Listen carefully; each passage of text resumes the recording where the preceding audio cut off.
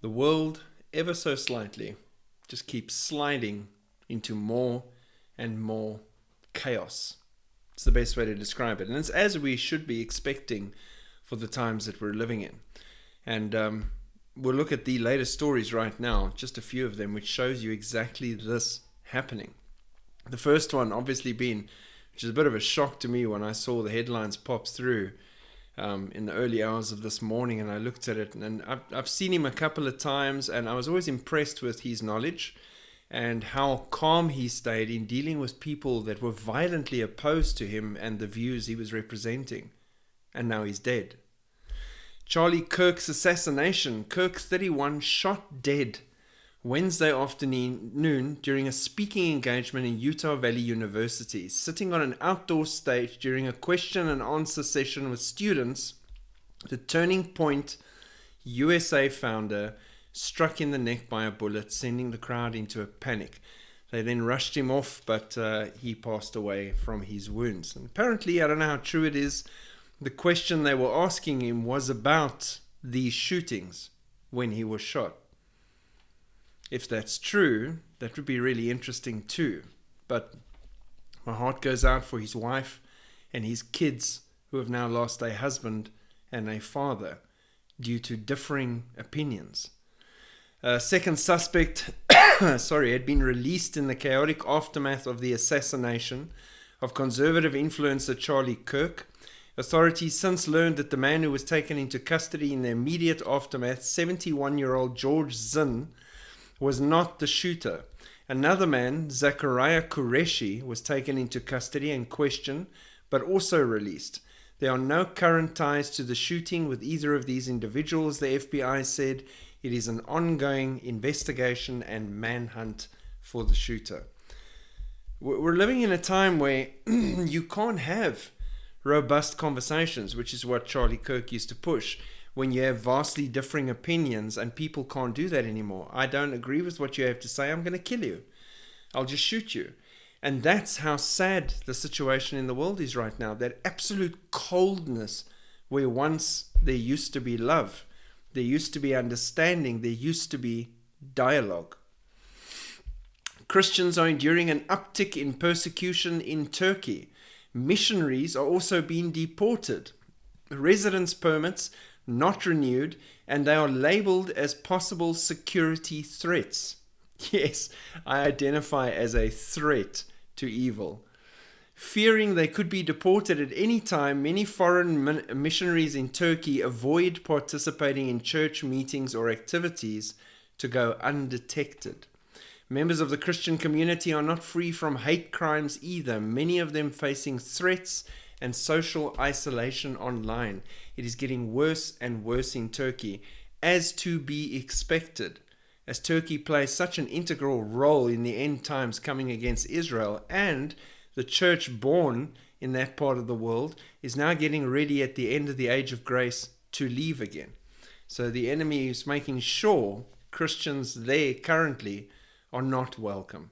Please pray for the church that's struggling in Turkey. Nepal descends into chaos after social media ban. The Prime Minister resigned, Finance Minister dragged through the streets.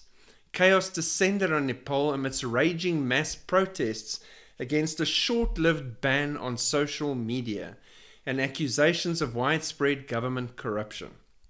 The small Himalayan country descended into hellish conditions in less than a mere 48 hours of raging anti-government demonstrations. The protests were led by the young after several popular social media sites were blocked, leading to clashes with the police and authorities, and 19 people dead. Specifically, Facebook, X, Instagram, and YouTube were blocked, among 24 others, and the government said the companies failed to comply with the local law by failing to register for government oversight. You touch social media, which controls so many people's lives right now with the influencers and everything, and they will destroy the country. In a mere 48 hours, they've destroyed that country. And people still ask me, like, Yeah, do you really think we can go from normal to absolute chaos within 24 to 48 hours? You know, how's that even possible? Nepal. Do you need more examples? Things can change in a heartbeat. COVID 2020. One day everything's fine, the next day lockdown. Things can change instantly, and still people wonder, how's that possible? Poland has formally invoked Article 4, and NATO is closer to all-out war with Russia than ever before.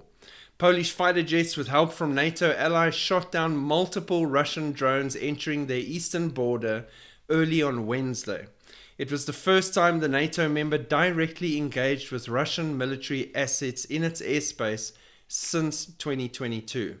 Polish officials said 19 objects entered its airspace during a large Russian air attack on Ukraine. Polish jets shot down at least 3 of the drones.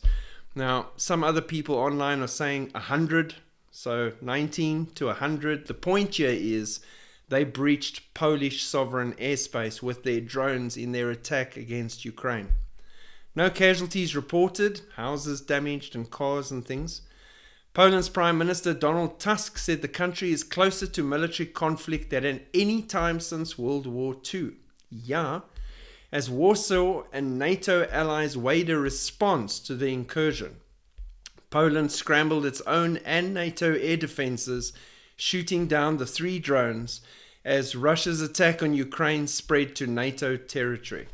Then they immediately accelerated their mobilization in Poland. 4 provinces have demanded that everyone report for duty within 6 hours, and another 6 provinces have asked everyone to report for duty within 12 hours. Report for duty as in military duty and preparation for war with Russia. How close are we to an all-out brawl? Right on the very edge. And people don't want to hear this or talk about it, but the facts are right in front of our faces. Do we need to worry about it as believers? No. Sorry. So what I want to get back to here quickly is the following. All these news stories come back to Matthew 24 verse 12. The love of many will grow cold as lawlessness abounds. So it says, and because lawlessness will abound, the love of many will grow cold.